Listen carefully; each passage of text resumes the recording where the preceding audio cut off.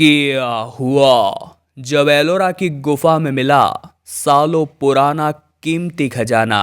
आखिर क्या है इस खजाने के पीछे का रहस्य और इस स्थान पर इसे किसने छुपाया?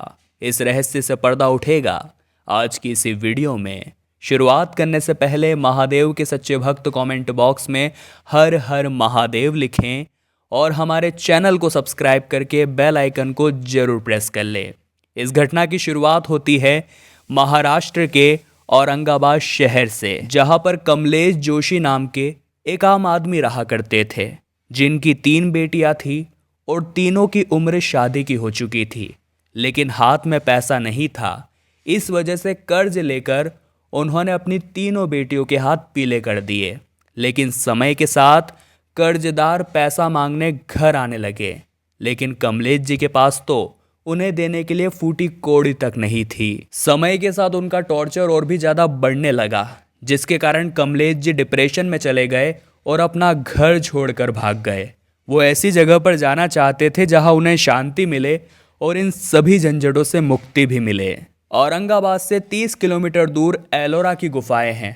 एलोरा की गुफाओं में 34 गुफाएं शामिल हैं। ये गुफाएं बेसोल्टिक की पहाड़ियों के किनारे बनी हुई है, जिसमें हिंदू, जैन और बौद्ध तीनों धर्म के देवी देवताओं की मूर्तियां हमें देखने को मिलती है। कमलेश जी ने सुना था इन 34 गुफाओं के अंदर बहुत शांति है, तो वे इन सभी झंझटों से दूर एलोरा की गुफा के लिए रवाना हो गए। लेकिन उन्हें इस बात का अंदाजा नहीं था महादेव उनके साथ बहुत बड़ी लीला रच रहे हैं और वहां पहुंचने के बाद उनकी जिंदगी पूरी तरह से बदल जाएगी। कमलेश जी ने हमें बताया कि वे कई दिनों तक एलोरा की गुफाओं में रहे।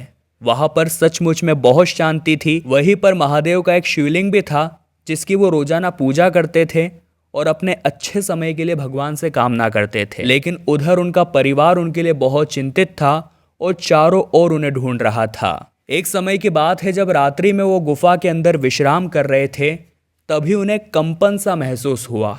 दरअसल वो एक भूकंप का झटका था, जिसकी वजह से गुफा के अंदर का एक भाग क्षतिग्रस्त हो चुका था। उन्होंने जब उस स्थान की मिट्टी हटाई तो वहां जो उन्हें देखने को मिला उसने कमलेश जी के होश उड़ाकर रख दिए, क्योंकि वहां पर एक बहुत ही प्राचीन घड़ा मौजूद था।